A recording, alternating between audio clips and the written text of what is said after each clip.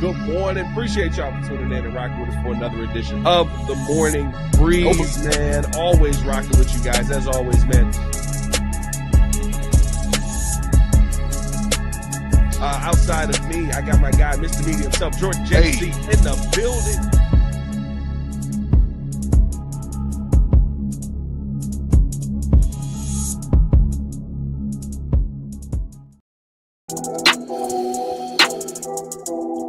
Gotta turn that page. Gotta turn that page. Yep. It's only Tuesday, though, Pat. Shut up. I'm not going back. What's good, y'all? It's your boy, Pat, the designer, back at it again. Joined by Mr. Media himself, Jordan JC, in the building. Oh, boy. I'm looking at the positives.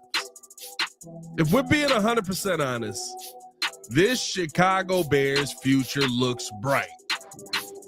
The biggest question on the table is, can they find a way to get out of their own way? Which seems to be the theme of this team over the last, 100 or so years. And then, gotta break down, do we think that this offense is sustainable, or will it regress back to the mean versus a defense like what the Minnesota Vikings are going to bring to Soldier Field? Chicago Bears have a tough matchup ahead on their schedule and the rest of this season. Can they keep this offense rolling? Ladies and gentlemen, the date is 11/19/2024. It is 6:34 in the goddamn morning. I don't care what y'all say. We got a quarterback. Let's go. Hey. He be slanging that thing. Whoa. Pause. Hold on. Big vibes. Yeah. Hey. Appreciate y'all for tuning in to show love to another edition of the Windy City Breeze Sports Talk Daily, the Morning Breeze edition. Pat the designer, Jordan JC. Woo. What's up, y'all? It's listen, the tape was not terrible to watch. Oh, went back and watched it. I finally made it through the full game tape. The tape was not terrible to watch. All right, shout out to you. And I left that tape with a lot of positives. Okay. I left that tape feeling like this Chicago Bears team has an actual bright future. You sit there and when you watch the tape, you see DJ Moore looking like the DJ Moore that you expected him to be. I don't know if that was a Shane Waldron issue, if that was a Caleb Williams issue, but he looked like DJ Moore. We'll see if that continues. You see Roma Dunze, not only just down the stretch, but just making plays all over the field. Roma Dunze has a pancake block on that. I think it's the DJ Moore play. I mean, I'm talking about, you want to talk about finishing a block? You want to talk about laying a guy into the dirt? Roma Dunze blocks, bro, out of bounds, blocks the Packers defender out of bounds and lays him on his back. Into the crowd, yeah. Oh my God, we got some dogs on this team. Yeah. I sit there and I look at Cole Kmet and I go, this guy hasn't dropped the pass all day. The ball keeps coming his way. He keeps finding a way to bring the ball in. Oh, by the way, this has been all season except for the 3 games where Shane Waldron was like, no, first up, I love screens to tight ends and we'll never throw to him again. Yeah, I mean, like, there's a lot of good on this Chicago Bears team. When you look on the defensive side, again, I know it feels like the defense got torched all day, but again, you look at the tape, they didn't. Defensive line has some issues, 100%. You address things backwards. You literally leave the tape going, man, I wonder what would happen if we addressed the trenches first. The Chicago Bears have a bright future ahead of them. The problem is they seem to always be their own worst enemy. Yeah. And it's not just on the field. In the front office, in the philosophy of this team.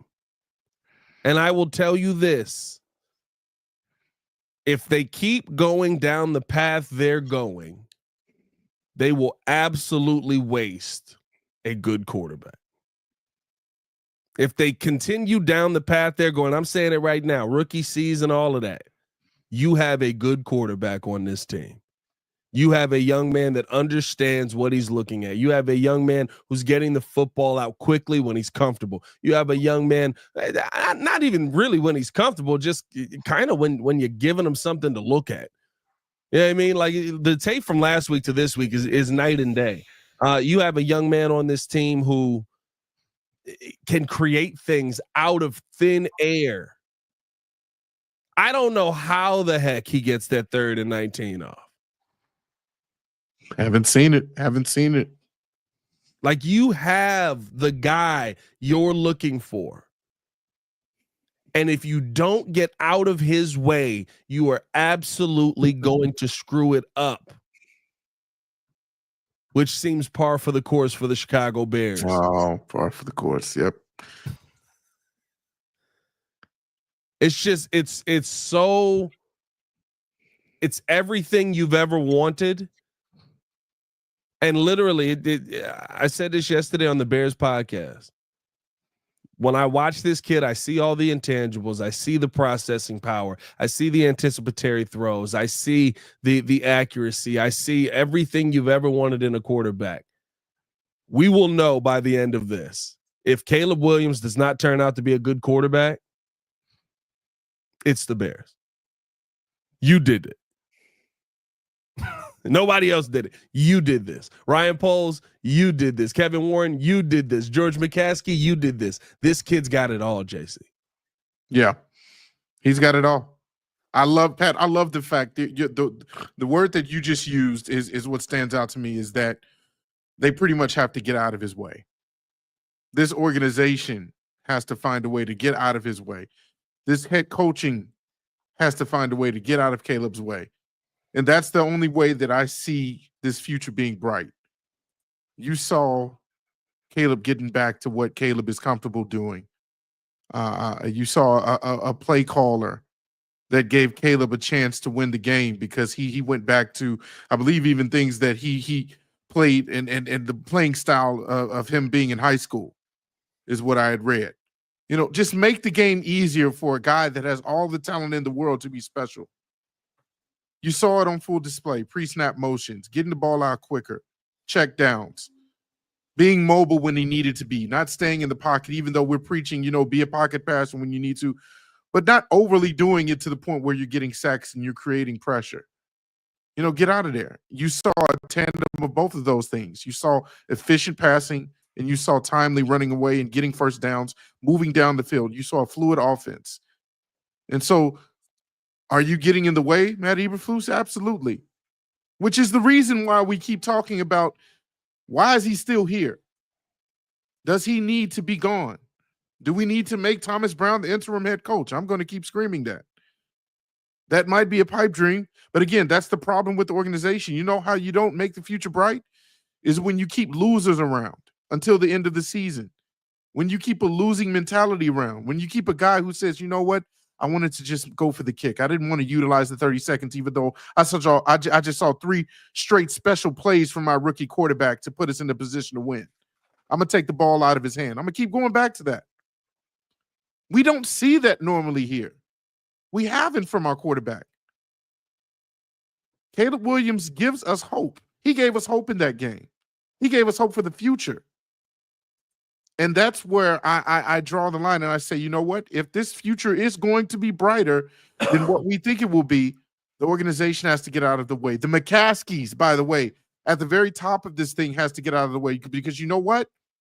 If you're okay with good enough, like you always say, Pat, then bringing around soft-minded, bringing around yes-men head coaches is going to pretty much put a cap or a limit on this team's success.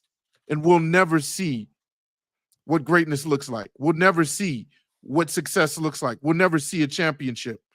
You need strong-minded folks out here. You need a head coach with a winning record, with experience of knowing how to lead a team, with a voice that resonates throughout the entire organization, including maybe making some things shake at the top of the organization. but you're scared to do that. That's why the future is dim right now, because I don't believe that they want to be put in a position where, like you mentioned the other day, what did Mike Ditka do to you guys? No, I don't know what he did to them, bro.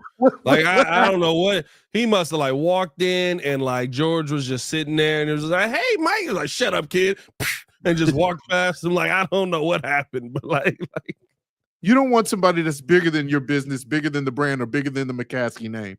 That's what I'm afraid of. And if that's the case, this future is just going to be a part of the same history that the Bears have been in. Expectations unrealized. Yeah, from year to year. I mean, listen, it says something to me that versus right. You had 3 terrible weeks of football, realistically speaking. You had 3 games where Caleb Williams looked like everything you wanted from the quarterback position when you played the Rams, when you played Carolina, when you played Jacksonville, and everybody was like, well, that's not those aren't real football teams. I don't know. They play in the NFL, but those aren't real football teams. Maybe Carolina doesn't. I'm not gonna lie. They might be an exception. But you got to do it versus a real football team. And then the Packers come to town. Caleb Williams has his best day as an NFL quarterback versus your hated rival. And it's just like when you look at those moments, when you go back and you say, look, I get it, 19 points, right? Not the scoring output that you want from that day. That's a good defense. That's what that says. You're not going to get a ton of possessions. You're not going to get a ton of drives. That is a good defense. Absolutely. Mm-hmm. We saw Torrey Taylor twice that whole game. Oh, boy. Wasn't mad at it. You know what I mean? And I just, like, to me, seeing the growth of him versus that defense, completing 74% of his passes, doesn't get into the end zone, but it's because you're in short yardage situations. You let the running back run it in. I'm not mad at that situation. Like this to me is everything you've been asking for from the quarterback position. Oh, by the way, he believes it as well. And that's what, like, when you watch him go up to the podium after the game and he's clearly upset, but he's like, what are you feeling right now? What is your message? Keep going. Yeah. Because it doesn't stop with the Green Bay Packers in week 11. You got the Minnesota Vikings coming to town, and they're going to engage 8 to death with Brian Flores over there. Flores is coming to kill you. You know what I mean? Like I like the mindset of, man, this sucks. We should have won this game. There's nothing we can do. Keep going. And you know who else showed that mindset? A young man who had a heck of a game, who literally could be sitting there MFing everybody in that building for how they've treated him. And that's Joe Burrow. You want to talk about driving your team down twice to win the game? Twice. Kicker, McPherson, left.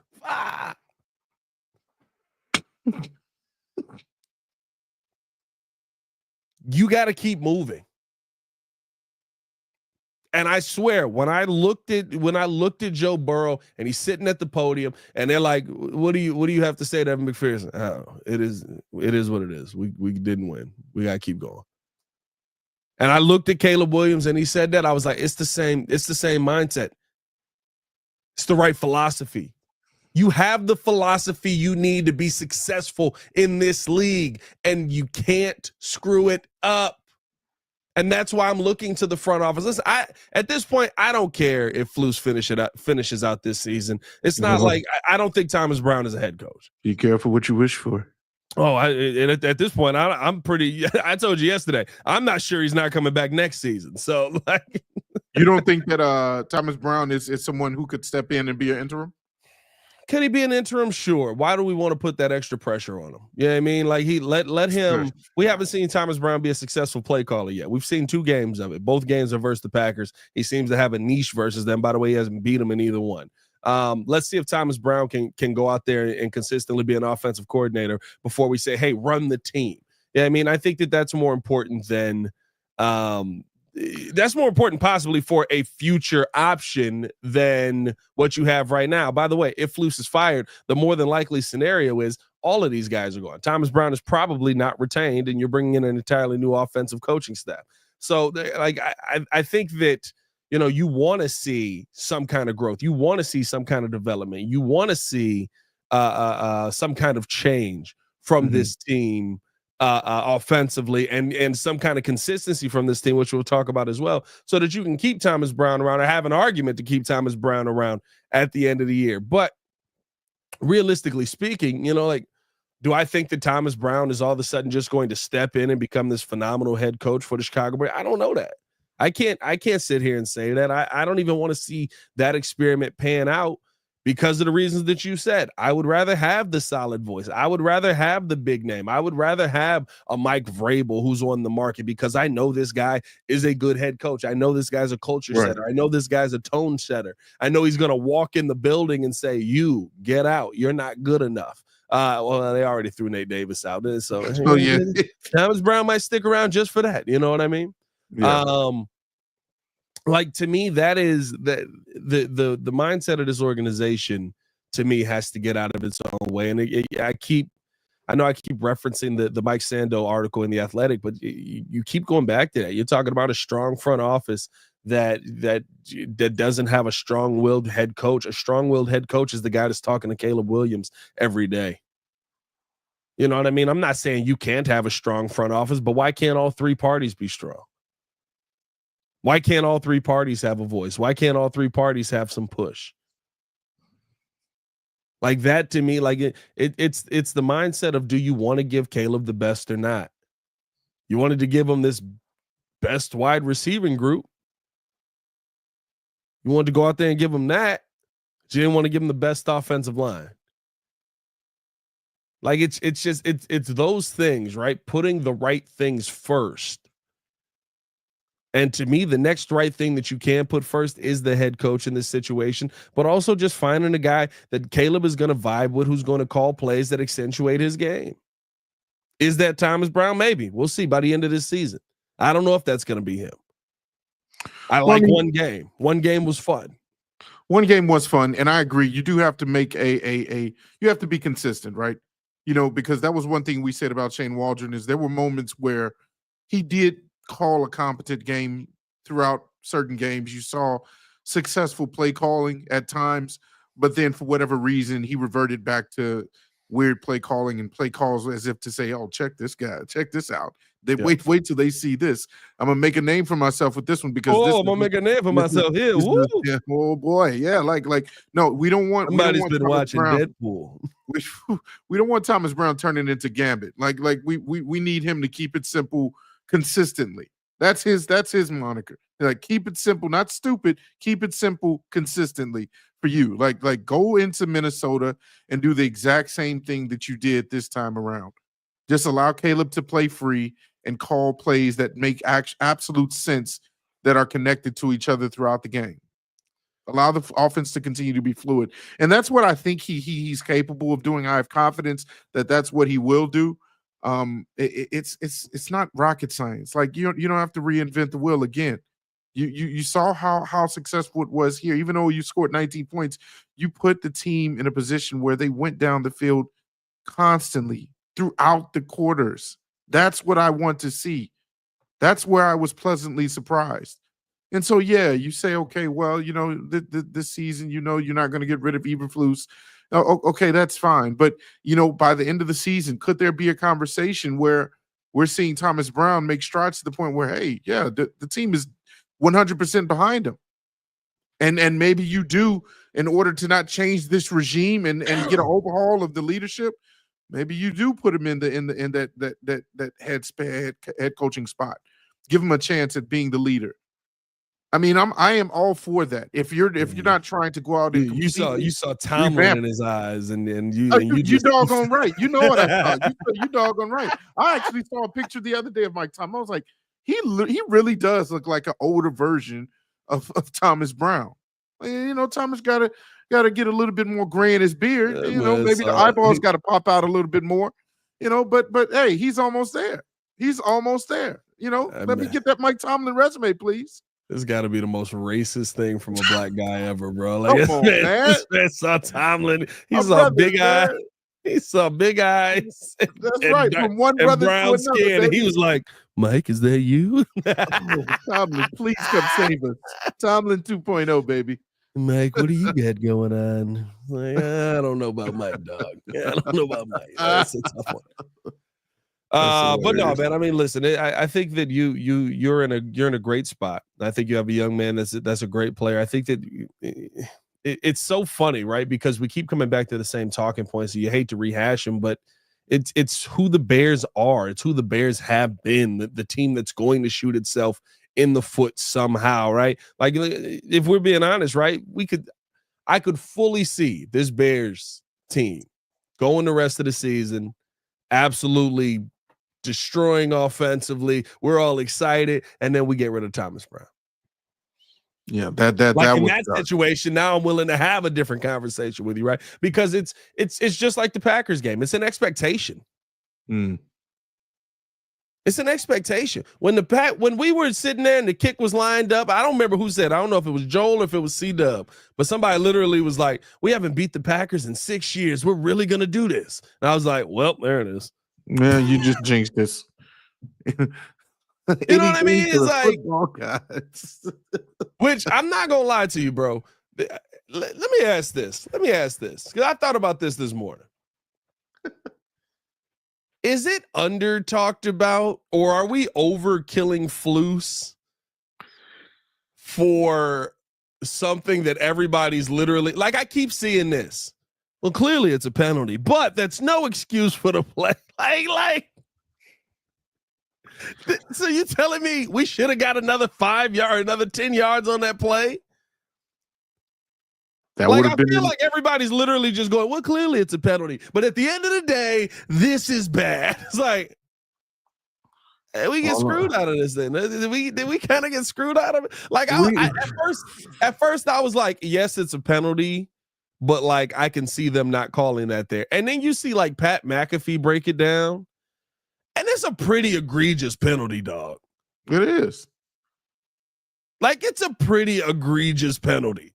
I didn't even realize the guy in the back of the whole thing was He's pushing the whole time. The whole time. There's like 3 or 4 penalties on the play, and I'm just like, I got 2 refs standing right there, like, all right, what are we going to eat after this? Are we just so sick of it that like we're like, it doesn't matter that was like a completely egregious penalty? We're numb to the pain, Pat. I told you, we've been molded by this pain. We're born in the darkness. We are literally all Bane molded by the darkness. Members. We're all Banes. This is nothing new to us. I actually looked at I don't know if you saw this. Kyle Brandt went on the Rich Eisen show, bro, and I literally was like, me. Take me watching the clip and put what Kyle Brandt said under there. Yeah, he was like, you know, like what did he say? Hannibal Lecter, when you know, he's like feeding on somebody's tongue or something like that, and he said his heart rate didn't even rise above 85. It was just like, that's how we feel when we see a loss of epic proportions. It's like, all right, want to go out for some food? Let's get a steak now, Pat. You want to go for a steak? Like that's what it is now. Like, nobody's fazed by that. I'm not fazed by this. That's why when you looked at the live, I'm sitting there like, something's probably going to go wrong. In the back of my head, I'm making sure that I keep that as an option. I'm not 100% convinced that this. Yeah. Heck, if we had gotten that penalty and went 10 yards up, and we were in Cairo Santos' wheelhouse at that point, I still wouldn't be convinced, because maybe they block it again. Yeah, you know, no, listen, I literally. I said this yesterday, and I've said this a couple of times. By the way, 173 in the building, 52 likes on the video. Hit that like button, man. Don't bring that Flus energy in here. Press that like button, man. Let's get over 100%. Let's get over 100 likes on the video. Paul Galore with the super chat said, I don't think Poles would hire Brown because it means he was wrong about Flus, and Brown seems like he wants to run things his way. Seems confident based off of the press conference. Yeah, that might be true. I mean, listen, just because somebody's new or somebody's not an established name doesn't mean that they're not confident in what they want to do, and that absolutely could be the case. But I said this yesterday, dog. Like, the culture of losing is on this team. This team's culture is losing. Mm-hmm. You know what I mean? Like, if we're running the football there, like my expectation is a fumble. If we get 10 yards closer and go to kick the field goal, my expectation is a block, because in the 1-score games, Flus loses. Mm-hmm. In the games where you need a kick most, Flus loses. In the game where you need literally just to have common sense and stand back there and knock a football away, Flus loses. So what you're telling me is Flus loses? Name me a 1-score game that he won, that he pulled out of the clutch. I got nothing. Got nothing. They happen. He's won 5 of them. I wouldn't even know that. Yeah, I mean, he's won 5 1-score games. They don't come to mind. No, because he's lost 17. Why is he still here? Like, he's lost 17 of them. Coach Prime, Tennessee's a good one. Tennessee was a 1-score game. Defense did it all on their backs. Caleb Williams was terrible. That's true. But it's just like you literally have a guy on your team, running your team, whose mindset, I don't know if it's his mindset, but whose aura, which is probably worse. His vibe, his energy, his aura, his feng shui. is it's not going to get done. That's the guy who's leading your team. That's the guy who, and listen, it all comes down. Any offensive coordinator you bring in here, Thomas Brown, fight back. You know what I mean? But Luke Getsy had some solid games too. Shane Waldron has some solid games too. Everybody who gets under this Flus system is slowly turned into a brick. It's just the mental capacity of a brick. It's brick? like, yeah, it's just like, we're just gonna see Thomas Brown turn into Shane Waldron over a course. I of watched 5 Shane years. Waldron turn into Luke Getsy. Oh boy. Oh no. Now, granted, when you hired Shane Waldron, I did say, "Hey, yo, this dude sounds a lot like Luke Getsy." I think that was the funniest thing, bro. I was a hater all offseason because I was like, I gotta kind of see what Shane Waldron, what he does. You know what I mean? Yeah. And Joel's like, nope, he's gonna get it. He's gonna get these guys. There's no way he's gonna get these guys in order, man. He's got it. That's not what I'm hearing, but all right, we'll see. Yeah. Everything to the contrary of that. I literally just kept coming on here. I'm like, hey, listen, he got the option. He can do this. He can make this happen. But I remember literally having this argument. I said, bro, he just came from a team with Deebo Samuel, Tyler Lockett, Jackson Smith and Jigba, Geno Smith. What's the running backs there? Because they got Kenneth Walker. I like named all. I was like, he had weapons, bro. Like they were 10. Yeah. I don't know. I was sitting there. I was thrown off by the hire yet again. That's a good point, Paul. Paul said, well, Flus, a defensive-minded head coach, they're typically known for playing it safe.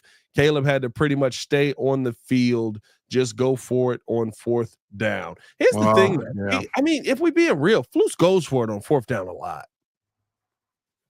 He went for it 4 times on 4th down on Sunday.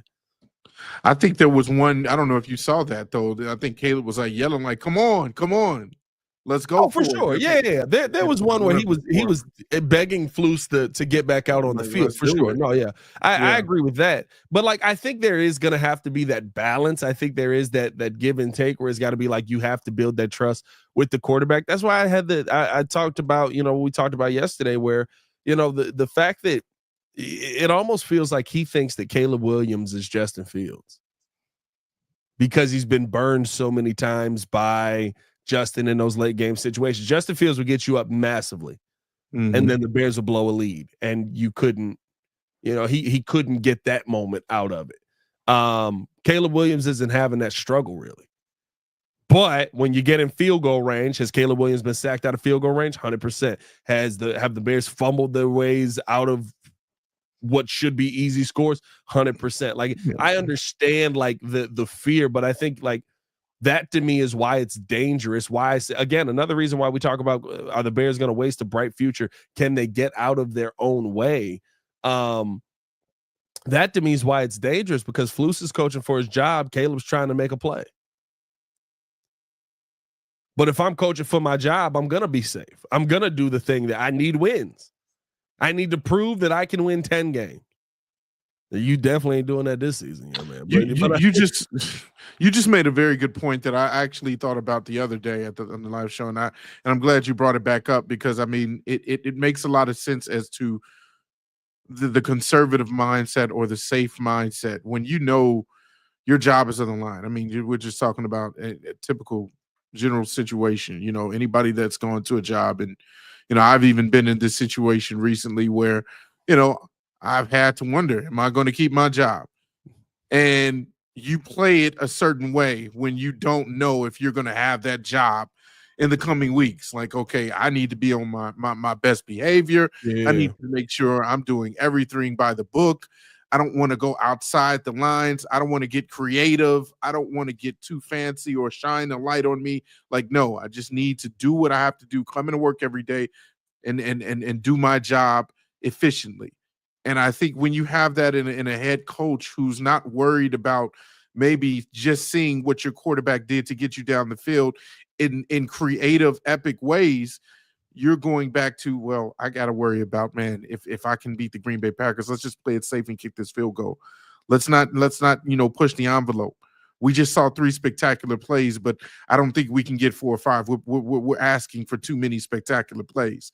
Instead of coaching to win, instead of having the confidence and the gravitas. Go for it. And I think that kind of got in the way as well, which is another reason why you'd be stunting the bright future. You know, if you're not on the same page as a quarterback who you know is going to be here probably longer than you will, then that's what's going to get in the way. That passive, safe, let's not do too much approach, again, can trickle through the line, can trickle through your organization.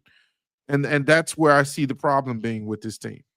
Yeah, man. It's going to be interesting to see, especially this coming week, because the tests don't get easier. If Caleb Williams is going to put on his best display, you know, versus a team like the Green Bay Packers, I need to see you put your best display on versus the team like the Minnesota Vikings. And that's what you got coming to town this week. Engage 8 is going to be engaged this week, Sunday at 12 on November 24th.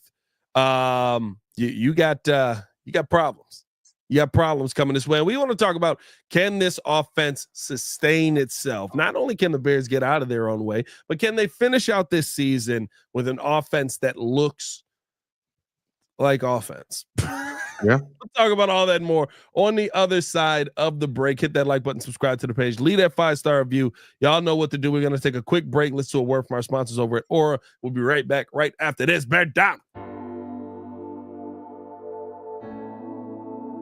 Appreciate you guys for tuning in and watching the show. Today's episode of the podcast is brought to you by Aura. Have you ever done a Google search on your own name? You'd be surprised what pops up. Your full name, email address, home address, health records, your relatives. It's all out there. And that's why I've been using Aura, the sponsor of today's video. Aura shows me which data brokers are selling my information and automatically submits opt-out requests just for me. Cleaning up my information not only helps reduce the amount of spam I get, but it protects me from hackers who could use that information to help them access my social media, bank accounts, and other sensitive information. It's really simple to set up. I don't have to download several apps or go to things like antivirus, VPN, password management, parental controls, identity theft, but you can get all of that in one place with Aura. I get everything at one affordable price as well.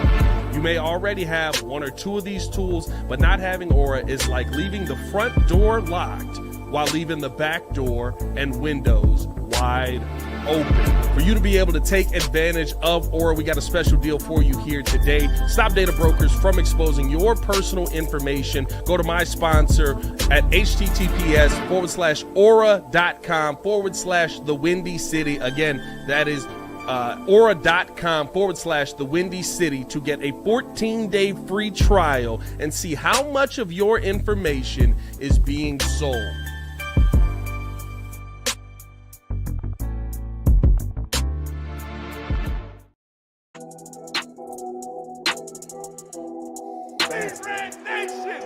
Welcome back. Appreciate y'all for tuning in and showing love to another edition of The Morning Breeze. Fat the designer Jordan JC in the building. You just got in here. We talked about our Chicago Bears, their own worst enemy. Most people probably believe so at this point. They definitely are worst enemy. I'll tell you that much. They are not an ally at this point. We're going to keep this thing moving forward. Hit that like button, subscribe to the page, leave that 5-star review. Y'all know what to do. Hit that like button, man. Don't put out that flus energy into the world. Don't you do it. I'm going to give you a second. Come on. You got time. Think about it. Did I not play? You know what? I didn't. That's what's wrong with you. Oh, yeah. Where's Su Young? Say it in Asian Come on. voice. Push the button. Come on, push the button. Yeah, come on, push your button. You heard what she said. Yeah, I heard what Su Young said. Push the goddamn button. I don't know why. JC, you really doubling down on the racism today, dog. Oh yeah, Yeah, Thomas Brown's Mike Tomlin. They all look alike, and how y'all looking like? You went full Asian voice. Oh yeah, push the button. He said it best. You know? What was that, dog? Lord have mercy. Oh God. Oh my God. Oh, we got a lot to get into to finish out the show, man. Hit that like button, subscribe to the page. World. I'm sorry. That was nuts, dog. That went straight. Oh, push the button. What was that? Why did you go with that bar? Listen, the Bears have a ridiculously tough matchup coming up this week versus the Minnesota Vikings. Minnesota is a team that I will say is coming back down to earth a little bit. I do think that Sam Darnold is definitely regressing a little bit more to the mean, but still a top 8 offense, still a top 15 defense, 11th defense overall, the number 1 blitzing defense in the NFL. A team that's going to be able to get after you realistically, especially with the offensive line. I would basically say we're going to see another rookie just destroy Braxton Jones. I'm sorry. That one block that everybody's losing their minds over doesn't change the fact that he got dropped directly into Caleb Williams' lap on the final drive of the play. I fully expect to see Dallas Turner just absolutely abusing that man on the left side over there. And it doesn't get better for you pretty much from there. Maybe Tevin Jenkins works his way back this week, but we can't count on Tevin Jenkins to stay out there for more than 10 minutes. It's not a great situation for you to be in offensive line wise, going up against this defensive line, going up against this defense. And realistically speaking, this is a game to me where you're going to have to, of course, incorporate those quick passes, those screen passes. You're going to have to incorporate that intermediate game. But this is a game where Caleb Williams is going to have to be his best taking a deep shot. This is going to have to be Caleb Williams' best game pushing the football downfield, because there's going to be opportunities, because Flores is going to blitz 6. He's going to blitz 7. There's going to be opportunities where you've got one-on-ones with really good receivers like Roma Dunze and DJ Moore, and you have to be accurate. Yeah, you got to be on your game. Caleb, you have to figure this whole deep ball accuracy thing out, because in college, that's what you were known for. And so, maybe it has something tied to the fact that, you want your quarterback to feel comfortable in the pocket. I understand that the throws looked way better. They were more accurate. They were more efficient. They were consistent back throws. When you gave him a better game plan and he got that ball out quicker. So maybe there's something to be said about that as well when it comes to giving those deep balls. But at the same time, you already know there's going to be a lot of pressure being thrown at Caleb. We joke about engage 8, but that's going to happen. And going back to the stat that I mentioned the other day, The Packers blitzed Caleb Williams 12 times. So let's just double that at the very least for this game coming up. Double it. Yeah, 24 times Caleb's going to see some pressure. There's going to be more people coming in that box. It's going to be utterly ridiculous. But what did you just say? What did you just say? I said there's going to be more people coming into the box than he can handle. All right. I said what I said. It's a football term. That's a good Lord have mercy. You just won't let me live tonight, this morning. Anyway, moving on. What I meant to say is that he's going. God damn. Just wildness in the box. What's happening here? Doc Yieldsy said, "Whoa, oh boy, no." But the stats, the grades that you saw against the Packers when pressure came were all very, very elite. 94.3 PFF grade, 92 pass grade, 8 for 10 for 87 yards, 90% adjusted accuracy. All of those things you need to see on display again. So Thomas Brown, a dial up a quicker game. Now, if you're talking about taking deep shots, if you're talking about throwing the ball all the way down the field, then yes, obviously those routes have to develop. So you need a little bit more time than 2 seconds probably. And that's where the conundrum comes in, because if the blitz is really dialed up for Caleb, that's where the offensive line has to perform the way that they did this past week. Now, can they do that, or was that a product of just getting the ball out in 2 seconds? So that's where the question lies: is can they kind of let's go back to that word I made up, replicate or I don't even know what you said. It wasn't replicate, replicatable. Let's use the real word. You said something like that. Replicatable. Let's get some replication up in here against the Minnesota Vikings. All right. Let's make sure that we imitate the same thing that we did this past week and get some protection. That's the biggest thing. If you're going to, do the play action, if you're going to, utilize Rome Odunze down the field and get the ball down the field, that's where you have to have progress at. Yeah, and listen, Caleb Williams' numbers drastically different when he's under pressure than when he's not this season. I mean, when blitz this season, when not blitz this season, he's a 65% passer. He has 1,300 yards. He's got 5 touchdowns. He does have 4 interceptions. His yards per average is about 6 yards per average. And he's been a fairly efficient quarterback. When blitzed this season, he is a 55% quarterback. He's got 675 yards. He's got 4 touchdowns on the season, 1 interception. So he has been, very, very safe when not under pressure. Hasn't thrown a ton of picks this season anyway. I don't think hasn't thrown a touchdown in 3 weeks. Hasn't thrown a pick in 3 weeks. 4 weeks? 4 weeks now. 4 weeks now. Like that. Yeah, hasn't thrown a touchdown in 4 weeks. Hasn't thrown a pick in 4 weeks. 9 and 5. Jesus. When under pressure, Caleb Williams is about 41% from the field, 403 yards on the day, 4 touchdowns. He's got the PFF grade range on this when he's blitzed. He does have a PFF grade of 70. Still got a 67 passer rating, which is not bad. His run grades have been good throughout the season. 75 on that when blitz. So I mean, like, there are numbers that say that, I think what's interesting about this is if you get the pressure past him initially, there are the numbers that would say he's going to be able to get out of the sack. He's going to be able to use his legs, very similar to what he did in this game, to extend plays. There's going to be that aspect of it. I don't know if the Vikings have a spy on him either, because he hasn't run a ton this year, but coming off of this game, he does have that ability to use his legs. It's probably something that they opt in on later in the game if he's running the football well. I think the thing is this, though, like, if you're going to, you've got one of 2 options. You run some 12 personnel, you get in a max protect. We saw some of those things early in the game where you're trying to protect Caleb Williams, give that extra second, that little bit more of help, just for him to assess what he's seeing and get rid of the football. He cannot, there's no double padding the football. No, like, this is going to be a game that I think not only speaks to, the improvement of the offense and, can that sustain up front with the scheme that you have, the blocking scheme and different things like that, But also, is the improvement of Caleb Williams going to be consistent? Are you going to get to a point where you feel like you've got to make plays because things are flying around you, where you're holding the ball for 4 or 5 seconds? You're not getting the football out quick. You're not getting the football out to DeAndre Swift fast. You're not getting are you doing those things? Which, listen, that may be a criticism, like for some people, like, oh, he's not throwing the football down the field. Yeah, but he's completing the football. He's completing the passes.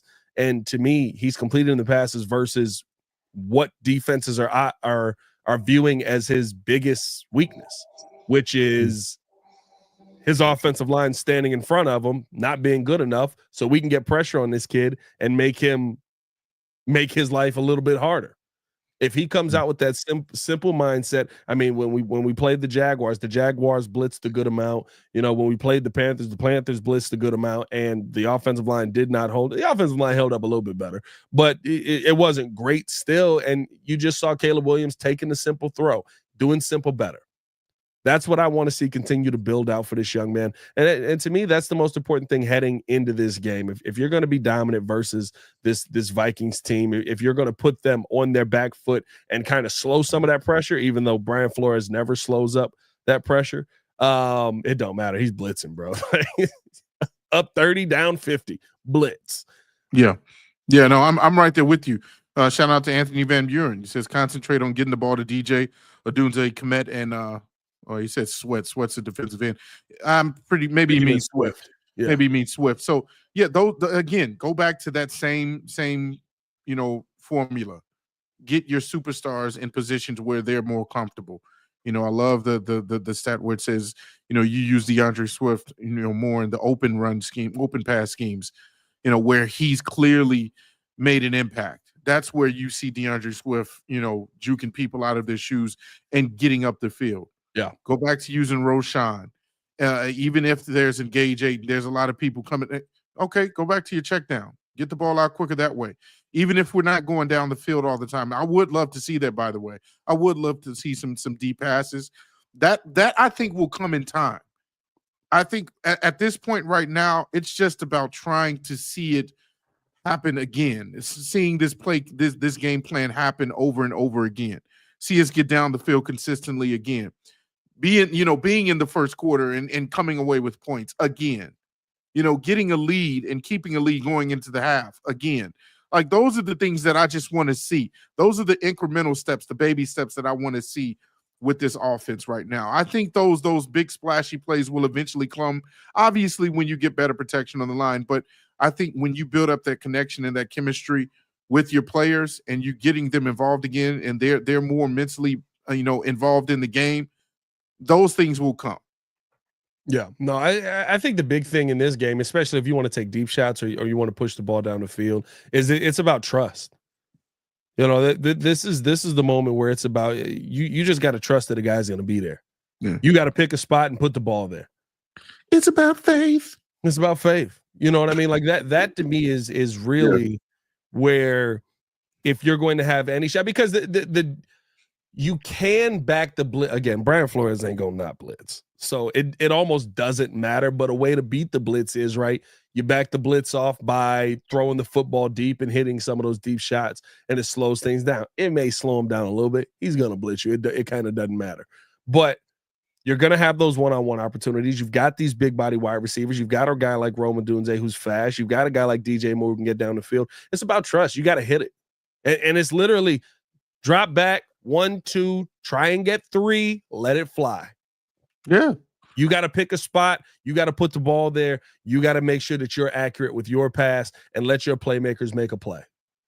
Because there's not going to be nearly as much safety help over the top. There's not going to be nearly as much because he's going to be focusing those guys on you. And when you see those opportunities, you have to hit them, because otherwise you're going to be in a game all day where you're trying to throw short passes. You're trying to throw these intermediate passes to kind of put them on their back foot, and you're trying to dink and dunk your way down the field, and they're never going to fear that you're going to push the ball down the field. At a minimum, you need to push the ball down the field, even if it's incomplete. And this is more to Thomas Brown than anything. Even if it's incomplete, you need to be pushing the football down the field just so they know that there's a threat of doing it and it's on their minds.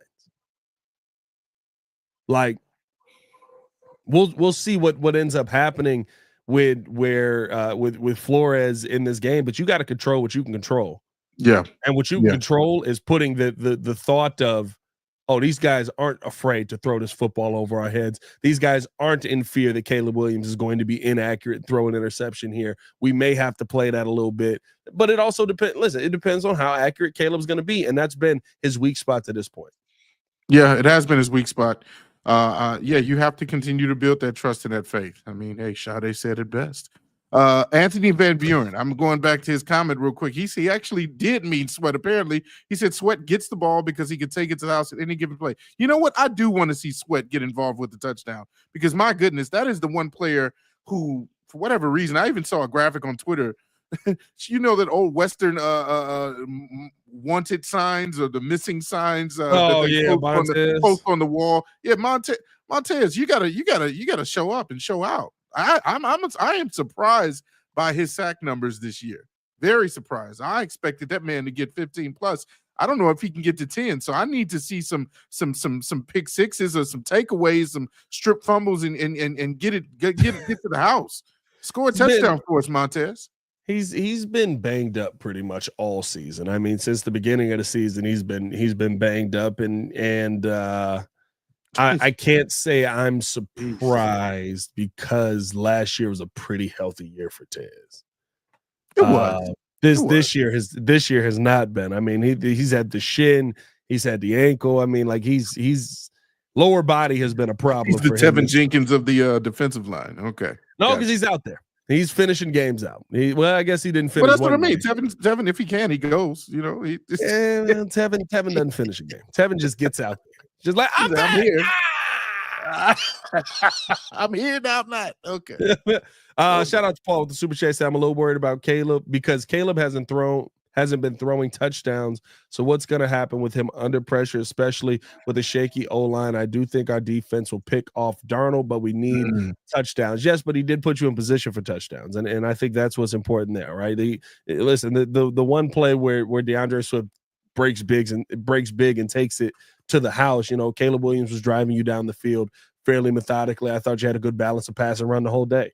The play where Roschon Johnson scores a touchdown, you're in a position for that touchdown. I don't care if you're throwing them, just score them. Like, yes, it's nice to have the quarterback who's throwing 30 touchdowns a season. I'm still looking at Caleb Williams as a rookie QB. I'm still looking at him as a guy who probably finishes with around 20 touchdowns on the season. You got 7 games to go. That means he would have to get 11 more touchdowns on the year. I think that's doable. I think that's something that I can see happening. You know what I mean? But it makes it a lot easier for you, especially in those close by the goal line moments. If I just turn it around and hand it to this dude that's going to punch somebody in the mouth. No, facts. You know what I mean? Like, I'm okay with how we scored touchdowns on Sunday, and I'm glad about. I'll say this: the impact, and I know a lot of people in here didn't get a chance to hear it. I think that we posted it on YouTube on ESPN 1000, so make sure to go check that out as well. But the Caleb Williams post game presser with Jason McKee, I thought was very telling into the mindset that Thomas Brown has brought a change with in this building, right? Because Caleb's the first thing he said was like, what have you learned to this point in the league? He's like, these possessions are important. You don't get in college, Caleb's getting 10, 11 possessions. You getting opportunities. We'll get the ball back. Here we go. This is the NFL versus good defenses. Like what we saw Sunday is probably what we see the rest of the season. Yeah, it's going to be like good that. Defenses. You're getting at most 9 possessions a game. Got to take advantage of it. Unless y'all both just having like defensive battles out here, like it's just 3 and out, 3 and out, 3 and out, 3 and out, 3. Like versus these teams that have good defenses, good offense, you're gonna have those drives that come down to those tough moments. You're not getting as many opportunities, as many bites at the apple. You know what I mean? And so it's like, and especially here's the thing: when you get those bites at the apple, are those bites turning into actual, touchdowns, actual points? That's what it comes down to. I like the mindset that this kid has at this point. That like, no, I have to value this football. I have to value us. I have to value the moments that we have on the field. And I can't just say we'll get them on the next drive. There may not be one. Yeah. Hey, to your point, and keep in mind, we dominated in time of possession and plays ran this past week. And so I love that point because I believe we had 68 plays ran to Green Bay's 43. Yeah. We had time of possession 36-23 to Green Bay, and yet they still came out on top. And so, what if the Bears only have 43 plays? What if the Bears only have 23 minutes of time of possession? What do you do within that time to get you as many points as possible? It's about taking advantage of your opportunities. I totally agree, because you're not going to have as many bites as at the apple week in and week out. These defenses are going to be coming towards you. And again, these division games mean just a little bit more when it comes to these other teams coming at you. It's not just another game. These division games matter to these teams. And so, like you said, Brian Flores is going to really scheme up a game plan to bring a lot of pressure your way. What do you do with those opportunities? How do you win against that? That's what that's the answer that we have to figure out. Yeah, we'll see what this Bears team ends up doing, man. But hey, appreciate y'all for tuning in and showing love. Hit that like button, subscribe to the page, leave a 5-star review. Y'all know what to do. Hopefully this team figures out its life. It's all right. We'll give them a few keys coming up. Oh, we got some keys coming, do we? No, we got a few keys. Hopefully they open some doors. Hopefully. A few keys coming up. Hey, man, we appreciate y'all for tuning in and showing love. Hit that like button, subscribe to the page, leave a 5-star review. Y'all know what to do. For Mr. Media himself, Jordan JC, it's your boy Pat the Designer, back at it again. Y'all stay safe out there, Chicago. Bear down, one love. Hey, how about we figure this skit out over here? All right. That'll be nice. Best show for Chicago sports. That would be nice. That would be nice if Floof got out of here. Loosen it up. The floose is loose, my boy. The floose is loose. Yeah, floose is loose. We're all catching the floose. Yeah.